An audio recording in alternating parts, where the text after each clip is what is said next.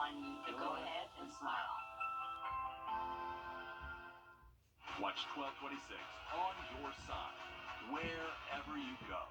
Help us fight for life and train the CSRA. Contact the American Heart Association for details. Like and follow News 1226 on Facebook for the latest up-to-date coverage near you. From the station that's on your side, breaking news. Breaking news this afternoon, we've been following a major fire in downtown Augusta. It has burned 4 buildings. The scene just starting to clear up there as officials are wrapping up their investigation. We will take you right to the scene on 1st and Telfair Street, where our Wrdw is live.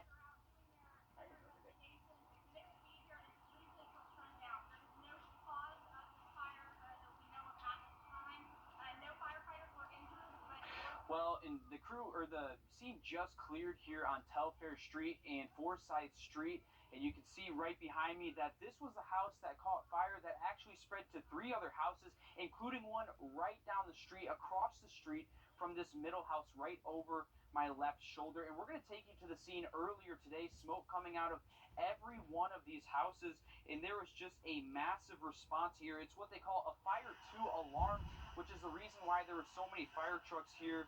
And the shift commander told us only 1 person was hurt in this fire. They came to help and actually smashed open the window, cutting their arm. They were taken to a local hospital. They were just trying to make sure that no one was in any of these houses. At this time, the fire is under investigation, and arson is not off the table as of right now. And like we said, this fire is still under investigation. We'll update you as we get more information, but details are limited at this time. All right, Will, thanks for that update. We'll check back in with you when you get more information. Also, first at 5, the Aiken County School District will transition to 5-day-a-week in-person learning. Now, they've been making the move starting Monday, March 1st, and the district says it is for all grades. They say it does not affect students, though, who are enrolled in Aiken Innovate, which is the all-virtual option. The vaccine rollout continues today, but COVID case numbers, those are still a concern. All but 2 counties in South Carolina have a high case incident rate. Our Kennedy Harris joins us from Aiken. Kennedy, how are the COVID-19 testing efforts looking in Aiken County? Well, Meredith, testing at this site right now has been slow pretty much all day, and it might be the rain to blame, but the workers here say that it's been like that since the vaccine rollout first began. And according to DHEC, right now, Aiken County, like most counties in South Carolina, is seeing a high incident rate in COVID-19 case numbers. More than 200 cases over a 2-week period is considered high. Right now, Aiken's incident rate is around 352 cases per 100,000 people. But overall, cases are trending downward since January. The 7-day moving average on January 1st was 117. As of last Friday, that average was 47. Testing site workers just want to remind people just because the vaccine is making its way into arms doesn't mean you should forget the importance of getting tested. Since the vaccine came out, it's going to decline in numbers. I'm thinking that people maybe think because of the vaccinations that maybe they don't have to get tested. But we would advise people to still get tested because of different strains that are out with COVID. And this site at USC Aiken is open for the public for free testing. And right now, you can even get COVID-19 antibody testing for free throughout the rest of the month. And it's also not just Aiken. It's Edgefield and Barnwell also are seeing high incident rates. We'll break down those trends and numbers tonight at 6. All right, thanks for that, Kennedy. 4 new mass vaccination clinics opening up today in Georgia, but it's important to note none of them are in our area. They're in Albany, Clarksville, Macon, and Hapville. The goal is to get 1,100 shots in arms at each site every single day. So far, 1.75 million doses have been administered in Georgia. Governor Brian Kemp says they are monitoring all vaccine sites and will make sure demand is met. They are all saying if we have more doses, we can expand, we could double what we're doing. So we just need that supply from the federal government. And when we can do that, we can not only expand our sites, but we can expand, all the other sites that we have operating all across the state. The governor says 85% of people 60 and older have died from coronavirus in the state. It has been a messy day out there, to say the least. I mean, Monday, Riley, you don't want a rainy Monday. It's hard enough to get out of bed as it is. But this morning it was even tougher. It was, Meredith. But the good news is that at least we're getting the rain with early in the week. And for the next 3 days, looking plenty of sunshine and those temperatures looking warmer as well. Current look at downtown Augusta, not too bad of an afternoon. It ended up to be relatively nice, and highs in the 60s today. Still a few clouds hanging around, and those clouds will be with us the next few hours or so, but not expecting them to last too much longer. We are seeing those clouds clear out fairly quickly. Most of us are sitting in the mid to low 60s, so comfortable. And if you're stepping out this evening, not expecting a huge temperature drop. Most of us should be sitting in the 50s before midnight, and then late tonight into early tomorrow morning, those low temperatures are expected to bottom out close to 40. Now, a current look at Doppler Max radar, that rain is now moving east of us, and we are expecting beautiful weather the next 3 days. Have a look at that in the full forecast in just a little bit. Meredith? That sounds good. Thank you, Riley. The Biden administration is making changes to a popular program designed to keep employees on payrolls as the pandemic continues to take its economic toll. The president is also making a staggering milestone as number of lives lost in the U.S. due to the coronavirus reaches 500,000. Natalie Brand has more details for us from the White House. President Biden is announcing rules to try and make it easier for the smallest businesses to stay open. Starting Wednesday, the administration will have a 2-week period in which only businesses with fewer than 20 employees will be allowed to apply for the Paycheck protection program's forgivable loans. The administration is also carving out $1 billion for sole proprietors such as contractors and beauticians, many of whom are women and people of color. It's also clarifying rules allowing non-citizen legal residents to apply to the program. This comes as Democrats are preparing to pass the president's $1.9 trillion COVID relief package out of the Budget Committee, setting up a final vote in the full House later this week. President Biden will also mark a grim milestone this evening as the nation mourns 500,000 Americans who have died from the coronavirus. This is a horrible landmark that we've now reached. President Biden will remember the lives lost with brief remarks, a moment of silence, and a candle lighting ceremony. And the National Cathedral will ring its bells 500 times to honor the dead. Natalie Brand, CBS News, the White House. According to data from Johns Hopkins University, the U.S. has confirmed more coronavirus deaths than any other country. Brazil, the country with the second highest number of COVID deaths, has reported roughly half the number of U.S. deaths. Meanwhile, Georgia's government is working on plans to help with rent in the upcoming months. That plan includes more than $500 million of federal funding. To qualify for that help, you'll have to be eligible for unemployment, have lower income or higher costs, or have some other financial hardships because of COVID-19. The aid will generally be for 12 months. The Department of Community Affairs plans to start accepting applications next month. Help is also available for people in South Carolina struggling to pay their rent or mortgage because of COVID. It's called SC Stays. If you qualify, you could get up to $7,500 for 6 months to pay future or even back rent. This is the website. The link and phone number are on your screen. If you think you might qualify, make sure you fill out an application because SC Stay is only open until the money runs out. We all know there's a high demand for blood donations right now, and the severe weather across the country is only making it harder. South Carolina's Red Cross says more than 30 states have had to cancel blood drives because of lack of power and road conditions. Now, organizations like the Red Cross and the Blood Connection are calling on South Carolinians to help replenish the state's own supply, also supporting other areas of the country that need it right now as well. Atlanta police are investigating a shooting that left at least 2 hurt and a third grazed by gunfire. They think it might have all happened during the filming of a music video. Investigators say the shooting took place around 4:30 p.m. yesterday. When officers arrived on scene, they say they found 1 victim, but later investigators found out about 2 others who had taken themselves to the hospital. They're still working to learn more about what happened. A big legal loss for snow is melting away, but some problems are still frozen in place. We go to Texas as they work to get the power on and the water running. Riley, glad we're not there. Exactly right, Meredith. And our weather is improving as well. Actually, should be a fantastic sunset. Have a look at some nice weather the next few days. Next. The pandemic death toll taking its toll on the two states. Today's the first day we haven't had a funeral service. The I-team investigates what the funeral backlog means for grieving families. It was devastating for me. Tonight on News 12 at 6 o'clock.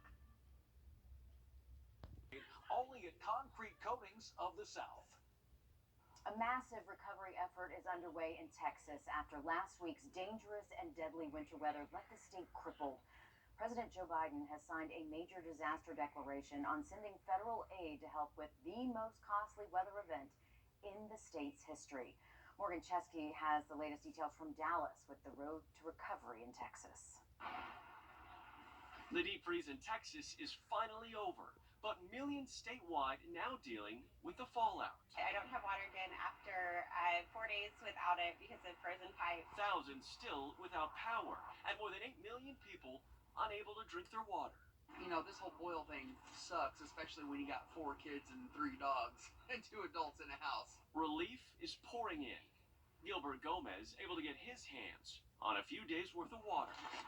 How are you feeling? It's just devastating. You know, we shouldn't have to live like this, you know?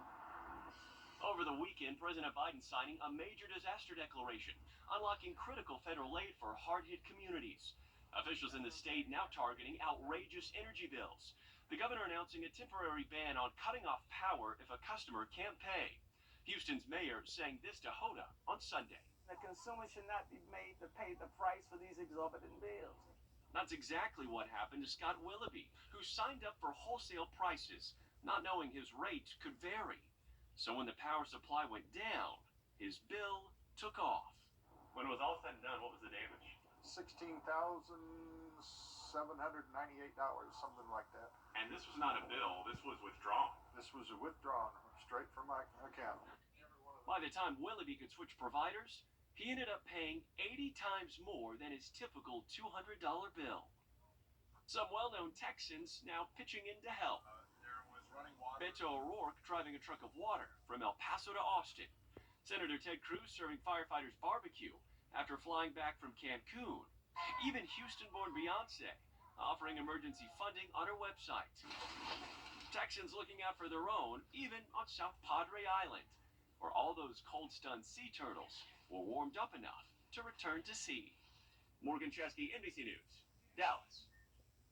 Today, the Texas Attorney General announced an investigation into the total breakdown of the state's power grid. It will begin later this week. The Attorney General says this will hopefully lead to the heart of the issue and some good news for Texas. Riley, you're looking at a map, and wow, we're seeing, what, 70 degrees right now for some of them? Exactly right, Meredith. From Dallas all the way down to Brownsville, they're finally hitting the 70s this afternoon, so a significant warm-up for them, where a lot of these locations were below zero in the northern panhandle, so big improvements for them, but still a lot of issues to deal with behind that frigid cold that they did see last week. Now, this warm air to our west actually going to be moving in towards the southeast over the next few days, and our high temperatures looking to get above average Tuesday through Wednesday for us. So some fantastic weather over the next couple of days. And it's all thanks to this big dome of high pressure. This is what's going to be moving in behind this cold front that did bring us a few showers out there early. Nothing in the way of storms or significant weather, just a few hundredths of an inch to up to around a quarter of an inch in some places. We're still hanging on to some clouds, but actually the timing of these clouds moving east of us should actually be a nice looking sunset for us if we can hang on to these clouds just a little bit longer.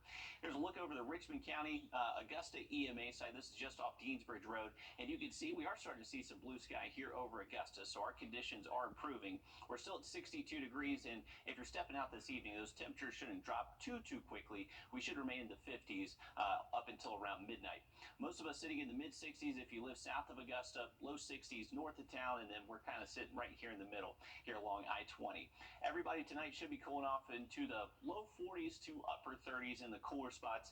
Bushfield will likely be one of those, but inside Bobby Jones, Daniel Field, likely staying in the 40s for low temperatures out there early on. But if you have any plans to maybe take a morning walk or anything tomorrow, conditions looking good for you.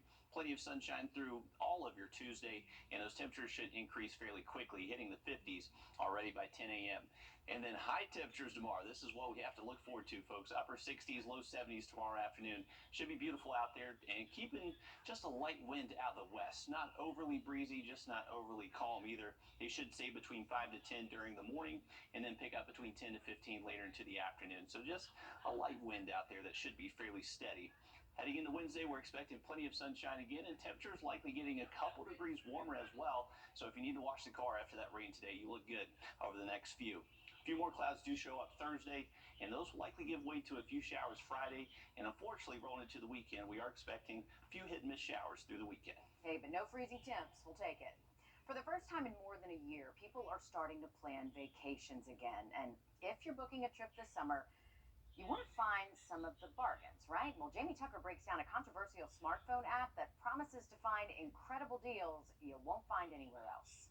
The app Skip is popular with frequent travelers, but the airlines hate it. Here's how it works.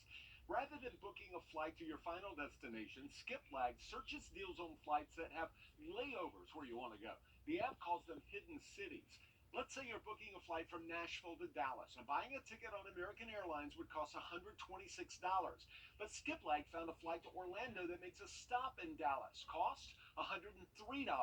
Traveler books that flight, and when the plane lands in Dallas for the layover, they can leave the airport and skip the continuing flight to Orlando and save $23. I didn't find many big savings on domestic flights, but take a look at international travel. A flight to Amsterdam on American and Delta cost over $3,500. Skip found a flight to Bremen, Germany with a stop at Amsterdam for $744.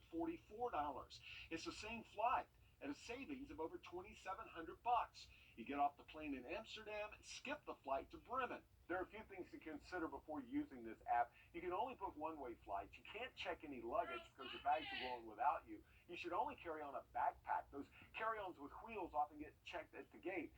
Do not book a flight using your frequent flyer number, and do not tell anyone from the airline what you're doing. This is a loophole. It is legal, but the airlines absolutely hate it.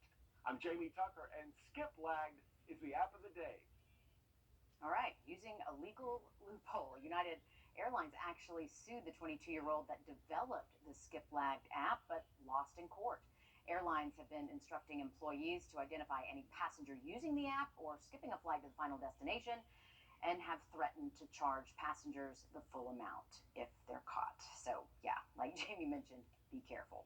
An important delivery made today to the International Space Station. We'll tell you what was inside this spacecraft after the break.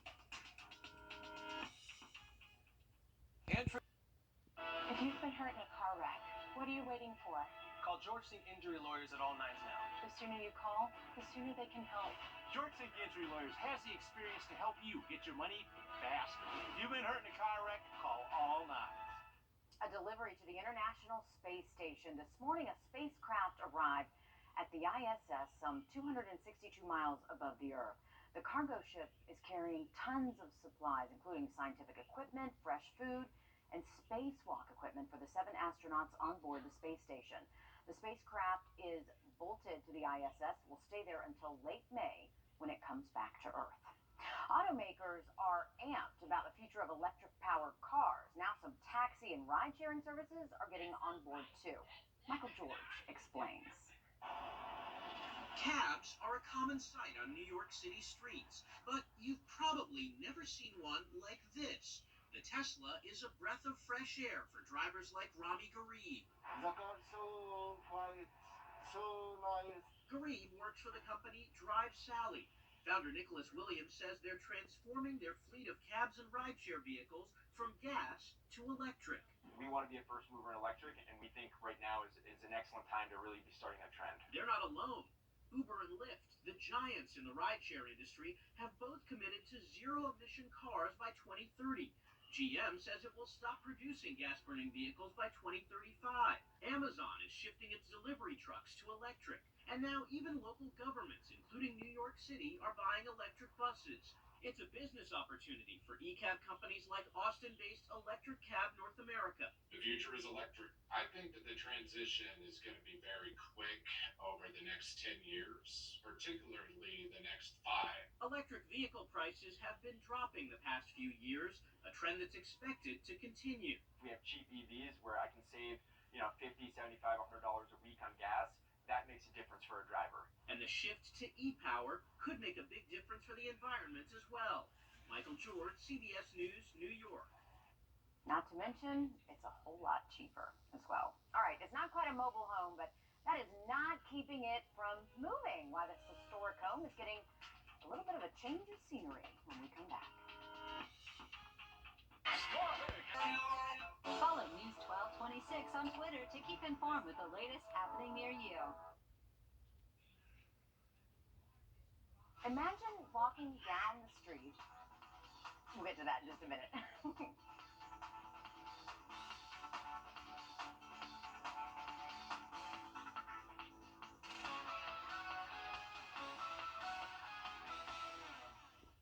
Here we go. I was getting too excited about this. Impatient Meredith over here, but here we go. Imagine walking down the street and seeing a giant house creeping towards you. Yeah, it is a little creepy, isn't it? That's exactly what happened in San Francisco yesterday. The Victorian home is nearly 140 years old. Crews loaded it on a massive dolly to move it a whopping quarter of a mile. The whole process took years of planning and $400,000. An 8-story apartment building is being built where that home used to be. The house's owner says it is just too nice, it is just too historic to demolish. There you go. I'm a Charleston girl, so you know I appreciate old buildings, old houses. 100% got to preserve them, and that is really cool. There's got to be a Full House joke in there somewhere, I'm pretty sure. I'm 95% sure Full House was filmed. You got it, dude. Okay, you got it, dude. Yeah, there we go. All right, how about this? Everywhere you look, we got a few clouds and some sunshine out there. It is a beautiful afternoon for it. Should be a fantastic sunset as well. We're currently in the upper 50s out over Aiken, but we're expecting temperatures not be too cold by tomorrow morning. Most of us should bottom out most likely low 40s to the upper 30s and plenty of sunshine the next few days. At least through Thursday, we're expecting dry conditions, but those rain chances will creep back in Friday into the weekend. But overall, hey, Meredith, we're staying above freezing. Cut it out, Riley. All right, still to come. Second doses of the COVID vaccine are on a deadline, but they're getting rushed. We'll explain.